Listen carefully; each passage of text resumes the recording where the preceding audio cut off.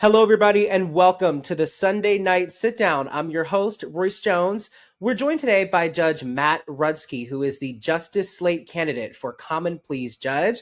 Let's go ahead and welcome Matt to the chat. Hey, Matt. Royce, hey, thanks for having me. Of course. Thank you for being here. First of all, super easy question for you, or maybe it's not so easy. What made you want to run for judge? Yeah, sure. So might not be a short answer, but I got started back in 2011. I was 24 years old, and I was born and raised in Sharpsburg. Love my community, love my town, love the people. Always wanted to make a difference here. Sharpsburg had all the ingredients. They just weren't put together into the pot. And I ran for council, served 7 years on council, served 4 years as mayor in Sharpsburg. I'm now in my 4th year on the bench as district judge, serving the entire Fox Chapel area. And I found in all of the work that I've done for my community and for the 6 Fox Chapel communities, especially justice related, I'm guided by the principles of restorative, fair, and accessible justice. It's guiding my campaign. We've done meaningful work. We've done effective work. We've done impactful work. And I want to take what I've delivered for my residents to all of Allegheny County. And how has politics impacted your life? Yeah. So, I got, again, involved young. My father was a police officer actually for 41 years. So politics was always part of the dinner table conversation. My grandfather was involved in politics, and, all politics is local. Obviously we're all paying attention to the federal level at this point. But really where the rubber meets the road is locally. And it starts with our courts. We can make a difference and impact in people's lives. I often see individuals who have unmet mental health needs or suffer from substance use disorder, and they're at risk of falling through the cracks. And we have to help those people. I think we're duty bound to connect them to services and resources so that they can improve their lives, get back on track, get back on their feet, so that they can be, productive members of society again. Yeah. And, what about you? What about what kind of qualities do you believe that you'll be bringing to this Yeah, seat? sure. So, number one, I would say I'm patient, maybe too patient. My staff tends to get frustrated with me. People in the courtroom get frustrated with me. They think I'm too nice. But, on the bench, I found that, I'm going to mess up the cliche here, but you can catch more bees with honey. So, I try to be welcoming. I try to be accessible. I try to be real with people. And, one thing I always am is authentic. There's no airs when you're in the courtroom with me. And it's just trying to connect with someone. And if you can make that connection, you're going to get better results out of that individual. Yeah. Let's talk about your campaign. What do you hope to accomplish with your campaign? Sure. Well, I would say the one thing that I often repeat to everyone that I encounter is my position on cash bail. And this is important because I find that the more people I engage and the more people I talk to about cash bail, they tend to do that like sideways, like a confused dog look at you, or they're very interested. But I tell everyone I'm one of those judges that doesn't use cash bail. I'll use it in very limited circumstances. If someone has a detainer or a hold, I'll put a small bond on them so that they can begin to accrue time on the new charges. And that's important because if they have to enter into plea or they go to trial and they're found guilty, they can use that time that they've accrued on the new charge against that sentence, whatever it might be. But as a former mayor, as a husband and a father of 3 small children, public safety is important to me. So if I determine that no conditions can guarantee the safety of the public, I will simply deny that individual's bond. The reasons are many. I do not want to perpetuate a 2-tier justice system where if someone can't afford to post bail, they get stuck in jail, and that can lead to losing their job, losing their housing, losing their family. And conversely, if someone can't afford to post bond, it doesn't make us any safer. And sometimes I'll get a little pushback on that issue, and folks will say to me, well, you're just letting everyone go. That's not the case. I actually just got my statistics from the Harvard Law School. They did a study over the last 3 years of all of the judges in Allegheny County. And people often say, well, how do you know if people are coming back to court, or how do you know they're not reoffending? But I can now tell you over 300 plus arraignments, my release rate is about 85%.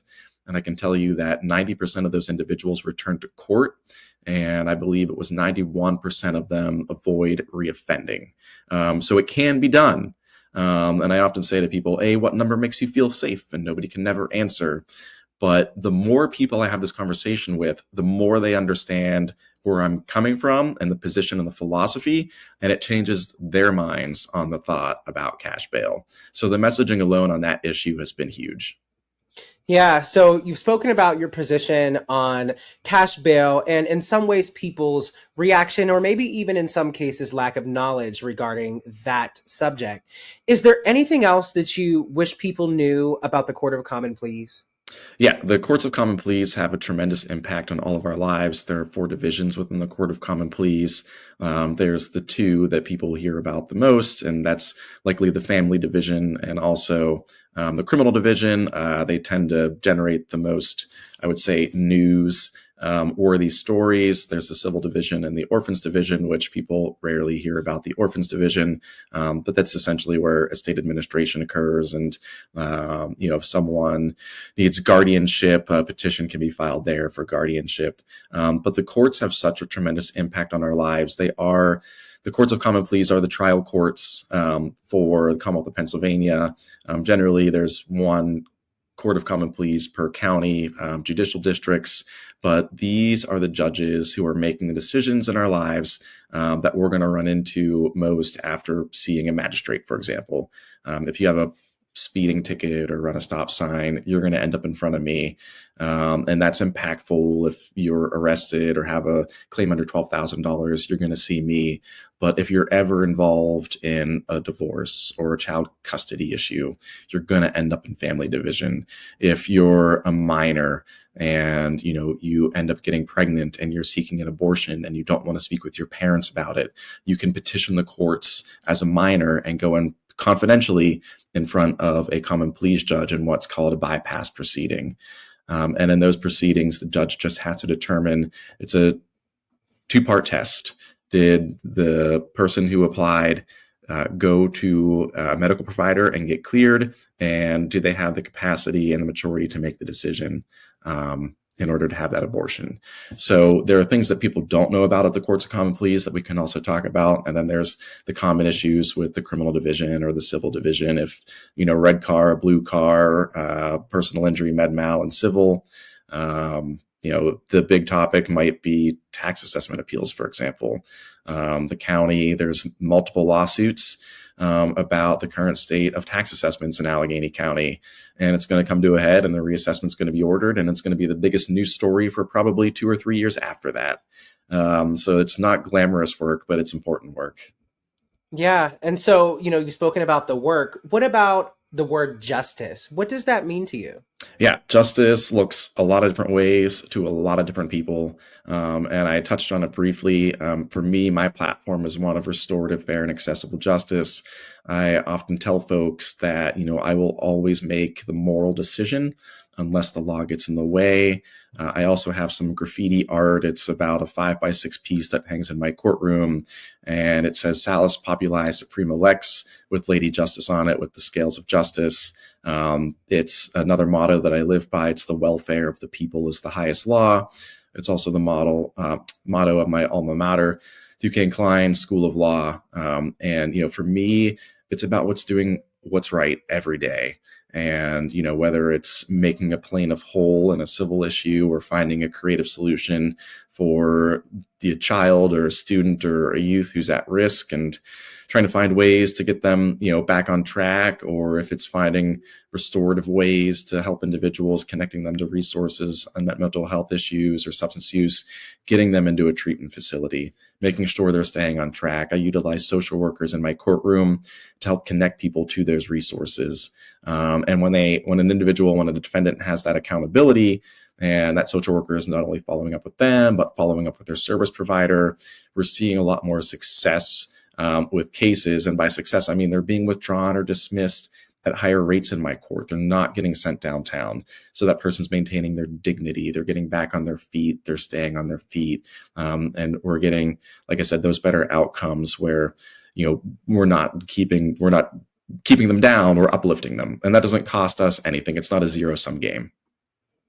Yeah, you've really highlighted just the various types of cases that may come across the desk of a judge, and uh, sort of the um, mutual relationship or understanding or even humanity that sometimes I think that's important whenever it comes to uh, the justice system. Uh, I'm curious to ask you, what message do you have with all of that information that you just shared and the sort of like symbiotic relationship that people have with the justice system? How important is it for people to get out and vote in these elections? What's your message for people to get them out and voting? Yeah, I mean, it's incredibly important. I often tell people that the judiciary is the third co-equal branch of government. And in Pennsylvania, you have the privilege of electing your judges. And I think that's the way we should choose judges. The people should get to decide who wears the robe. And these elections only come around every 2 years. I know people refer to these elections as off-year elections. There are no off years in elections. I don't care if you call it an odd year because it is an odd year election, or if you call it a municipal election. But we have 8 seats that are open on the Court of Common Pleas, and these are 10-year terms with retention votes. They are essentially for life. So you get to choose 8 individuals who will be making decisions on behalf of countless lives, countless individuals, their dreams, their hopes, everything. For, in my case, I'm 38. I could serve on the bench for another 37 years. I could complete another, almost 38 years of my life. I've been around, and I could serve another 37 on the bench. So it's a long time. These are vital. These are important. And we need to make sure that we get the right people on the bench. Yeah, and curious to ask you, what is your past experience and practice working with people who may not be in the same community as you, or don't identify the same way that you identify? Talk to us a little bit about that. So, like I mentioned, I was born and raised, grew up here in Sharpsburg. Sharpsburg is a community that's in flux right now. It's growing by leaps and bounds, but it wasn't always that way. My 11 years that I spent here serving on council and mayor were great years. I loved every moment of it. I think we did things sustainably. I think we did things responsibly in terms of managing the growth. But Sharpsburg is a gritty community. It's a diverse community as compared to the other Fox Chapel area municipalities. A third of my residents live below the poverty line. A third of my residents don't have access to a vehicle. A third of my residents don't have access to internet. We have public housing in Sharpsburg. Most homes, they're broken homes, single parent, mom or a dad, or even in some situations, a grandparent is raising the kid. So I like to refer to it as the Sharpsburg spirit. I feel at home in Sharpsburg. I'm never leaving. When my wife and I, at the time when we were dating, she said, "You've got 5 years to turn this place around. Otherwise we're moving." But, I love Sharpsburg, but it really informs me. It impacted me. It helps my decision-making process. But, I was also blessed to go to the Fox Chapel Area School District. I did well athletically, academically, and, I like to think, I can talk to anybody. I can make anything happen. I can, if I have to, I'm always my authentic self. But I can fit in any room, talk to any person, meet them where they are. And that's the most important thing when you're on the bench. We're seeing someone in a snapshot in time, and people make mistakes, and that doesn't mean that they're bad.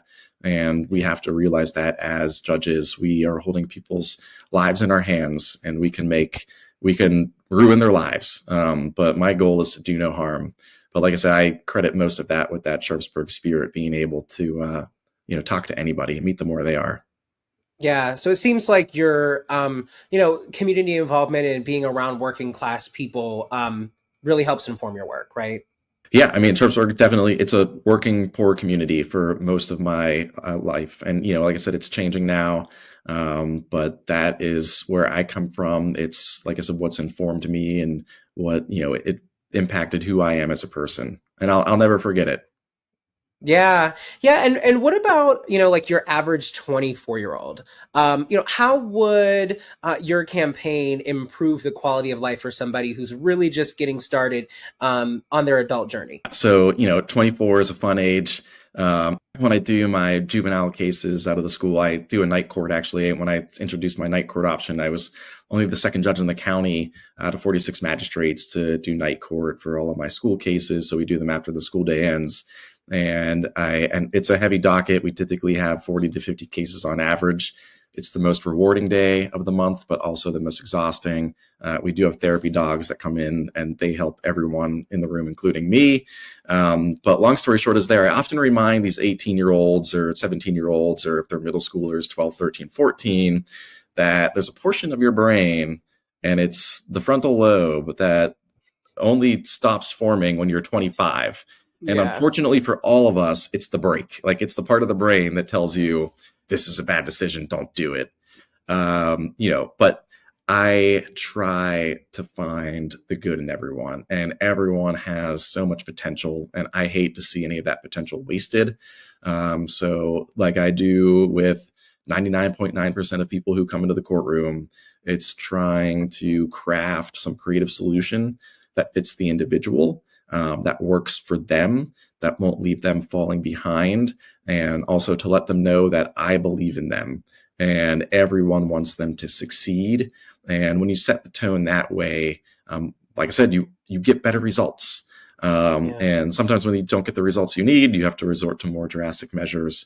But I think for anyone who's 24, a gentle reminder that they don't know everything. And that, we all have life experiences and they can borrow from our playbooks. There's no shame. And, we don't got to reinvent the wheel.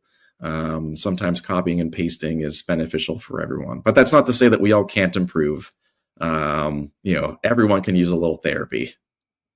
Yes, yes. And, you kind of touched on this a bit, but what is your past experience working with people who have been impacted by the justice system?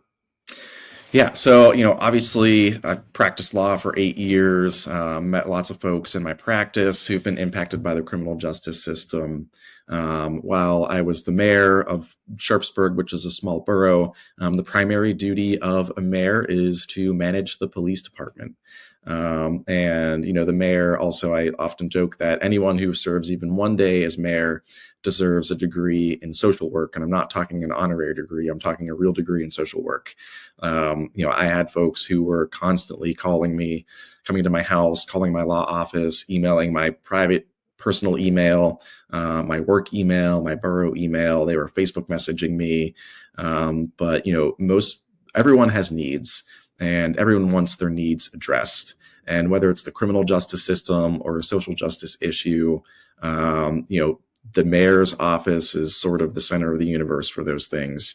And I always tried to deliver for folks, whether it was through messaging or through branding or uplifting individuals.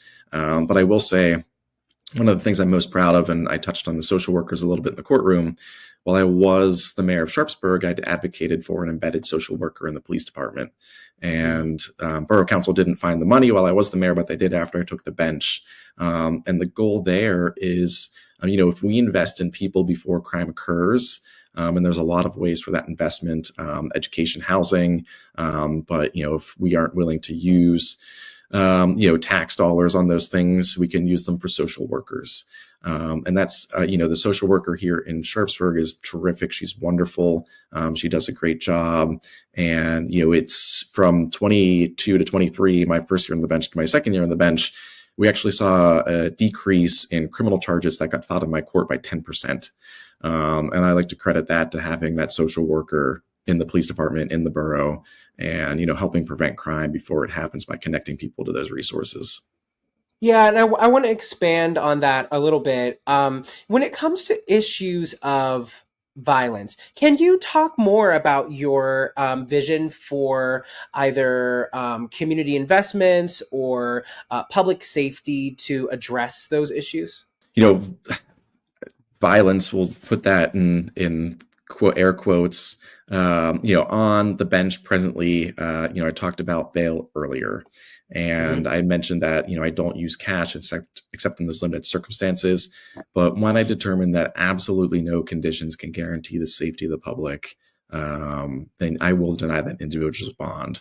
And it's, always a tough decision to make, but we need to always address, public safety is a vital function there. But if we're looking, in that grand scheme of things, as I touched on a couple of minutes ago, through the 80s and the war on drugs, we neglected individuals who had those unmet mental health needs or who suffered from substance use disorder. And we've sort of criminalized behavior that isn't necessarily criminal behavior. And we invested less and less in mental health facilities and more in incarceration. It hasn't led to a reduction in crime. So, on the grand scale of things, like I said, we need to look at education and we need to look at housing, because as we invest in those two things, we're investing in people, we're investing in their future, we're investing in stability, and we're guaranteeing them a better life. And I think if we look at that model, we're going to get better outcomes. We can prevent violence before it occurs, instead of policing violence after it happens. Yeah, you spoke earlier about sort of meeting people where they are and not having sort of a universal plan for that fits everyone, and really trying to tailor tailor your work to fit people in their individual cases. With that said, what does fairness and transparency mean to you? Yeah. So, fairness is one of my prongs, one of my three prongs. I always touch on the issue of cash bail when I talk about fairness, but sometimes when we talk about fairness, we can talk about fines and fees. When I'm assessing fines and fees on cases, I'm not basing it upon the offense, what the offense is, for example. I'm looking at the individual and I'm saying, hey, do you collect SNAP benefits? Or, hey, do you collect a public housing voucher? Or, hey, are you on SSI or SSD? Or, do you have children, or are they on SNAP? And when I issue a fine or a fee, I'm tailoring it to that individual's needs. And if they can't afford a fine or a fee, then I will no further penalty the case. Because if someone gets buried, and $100 can bury someone, trust me, then that doesn't even total costs on our cases, not including the fines, are about $150. When you throw in the fine, the minimum fine on a traffic, for example, $25, it comes out to about $185. If it's a summary offense, it can be 0 to 300. And that person's just going to fall behind and they're going to miss a payment, and a warrant will be issued. They could potentially lose their license, and it's just going to lead down a bad path. So fairness is effective there. If someone comes in for a payment determination hearing, same thing. If I make the same determination that they're unable to pay, I will waive their fines and fees. And that might not seem fair to everybody, but that's fair to me.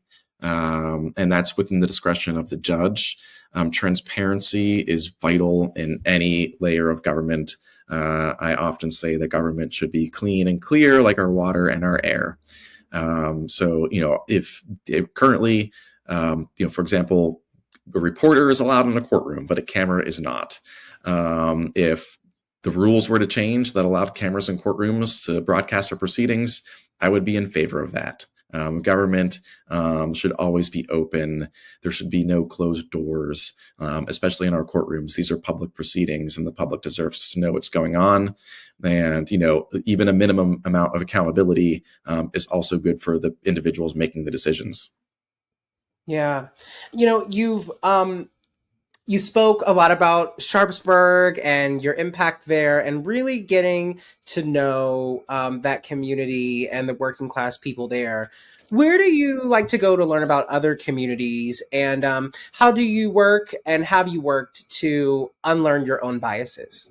Sure. So we'll answer that first question. I love visiting new communities. One of the best the silver lining out of campaigning every night for 2 months and putting, being out of the house from 5 p.m. until, 10:30 every night and logging thousands of miles is I have now been to places in Allegheny County that I never knew existed. I've door knocked in places I never thought I would end up. I've met people from all walks of life, and there's beauty in our diversity. And it's refreshing. It gives you new perspective, and that can roll into the biases. I am a straight cis white guy, and I was born because of that with a lot of privilege. And with that privilege, though, comes responsibility. And I'd mentioned earlier, this is not a zero-sum game. It doesn't cost me anything to do the right thing or to lift other people up. And I will use my privilege every day to do that. And we do have implicit biases built into all of us. And, I check myself every day.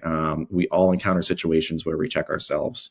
And, the moment we stop checking ourselves is the moment that we should probably start asking some questions. So, we always have to fight back on those. And, as I mentioned, we can all use a little improvement. We can all use a little therapy, and we need to acknowledge that. And if you don't acknowledge it and you don't question it, then you're in trouble. Yeah. What is your final message? And we already asked this question, but I want to circle back to it. Do you have a message again, just for people who might be hesitant to engage with your campaign simply because they just don't understand the impact of races like this? Yeah, no, I mean, everyone always welcome to reach out. Judges, courts are important. We make decisions every day that impact people's lives. I talked about the fines and fees. We had a woman who came into court. Like any good Pittsburgher, I'm a little nebby. She was at the window with my staff. Her license had been suspended. Warrants had been issued. She owed about $1,200 in fines and costs. So I walked up to the window and I said, "Hey, why don't you come into the courtroom?" And she actually started crying. I think she was a little nervous. And I mean, anyone would be nervous if a judge said, "Hey, why don't you come into the courtroom," when a warrant has been issued and they've also lost their license through the process. But I brought her in and I asked her a few questions, asked about the SNAP, and she did collect SNAP. I asked for her card. We made a copy of it. I asked for a housing voucher. She said she had one, but she was at risk of losing it because she had lost her license, she had lost her job, and she couldn't pay her rent. So I waived all of her fines and fees, armed with this knowledge. She was collecting public assistance from 2 different sources, which tells me she's unable to pay. Another government agency had already determined that she was indigent. So waived her fines and fees. And, about 4 weeks later, she emailed back and she was so grateful because having those fines and fees waived, the warrant got cleared. She got her license restored. She was rehired at her place of employment. And because she started working again, she could pay her rent. She was no longer at risk of losing her housing. So just small stories like this, and they happen on a daily basis. And, those are the things that bring me joy, in addition to my kids. I think we might get to that joy question here in a moment. Yes. But, when I get someone to help them get their license restored, tons of anecdotal stories here. I had a guy who was pulled over in one of my communities, and he hadn't had his driver's license since like 1982, which is longer than I've been alive and probably longer than you've been alive. And, no one had taken the time to sit down with him and say, "Hey, let's get you a restoration letter." I probably pull up 2 or 3 restoration letters a week on my phone. We get them, we print them out. It lays out exactly what that person has to do to get their license restored. In my bench, I keep pamphlets. Our state representatives and state senators have these working for you pamphlets. Say, listen, if you have any trouble with PennDOT, here's your state rep, reach out to them. But yeah, this guy hadn't had his license since 1982, and we worked with him for like 3-4 months. We jumped through all the hoops, and we got his license restored. After 40 years, he's now legally allowed to drive. And all it took was 3 or 4 months of time and a few minutes in a courtroom, and no other judge had taken that time with him. So, these are the little things. These are the stories that are meaningful to me and make me smile. And I'm always smiling, but they make me smile even bigger. Yeah, that all sounds really, impactful. And at the end of the day, and regardless of the result of all of this, what do you want the impact of your campaign to be? What do you hope that impact is? Yeah, I mean, I just want people to realize that we elect our judges. Judges are important. They will touch all of our lives at some point. Unfortunately, for one reason or another, we will all likely end up in a courtroom at some point in time. And, could just be an orphan's court if you lose a loved one and you're representing the estate. So, you want people who are compassionate. You want people who are fair. You want people who are qualified. You want people who know what they are doing. And having already spent 4 years on the bench, I'm all of those things. And, I'm not going to lose my way. I'm going to remain authentic to who I am and to myself and to my values and my principles. And that's what I want to deliver to all of Allegheny County. Yeah. Is there anything that we didn't ask you that you wanted to address or talk about? Yeah, no, we covered a lot. I know, I think so too. Okay, cool. How can people get in contact with your campaign? Sure. Yeah. So the easiest way is to visit our website, judgerudzki.com, Rudzki. And from there, it's a launching pad to, anything you'd like to find out or discover, an about page, a volunteer page. Check out our social media. We're on Facebook, Instagram, and Blue Sky at Judge Rudzki. So you can find out there and reach out directly. There's a volunteer sign-up form. So there's tons of ways to get involved. And, there's always door knocking. I know the Justice Slate, I think we're going to be door knocking every Sunday until Election Day, with the exception of this Sunday. It is Easter. So the best way to engage voters is on the doors. I love door knocking. When I ran for magistrate, I think I door knocked on like 3,000 doors by myself. So that's a lot of doors. It's a lot of doors, but lots of fun people. Yeah, yes. Well, Judge Rudzki, we have one final burning question for you, and that is, what brings you joy? Yeah, no, my family, well, I would say my wife keeps me humble and centered, but my kids bring me a lot of joy. They also bring a lot of insanity to my life. But when I look at them and, their big brown eyes and their smiles and their innocence, it reminds me that life is good. And, it is humbling, but it's a lot of fun. It's a lot of joy, even if can be a little frustrating at times. But, they're the source of most of the joy in my life. Well, thank you for taking the time during your busy campaign to sit down with us this evening, and good luck to you. Thank you, Royce. I appreciate it. Of course. And thank you all for watching. This has been the Sunday Night Sit Down. My name is Royce Jones. I will see you this Tuesday on our next episode of the One Hood Power Hour.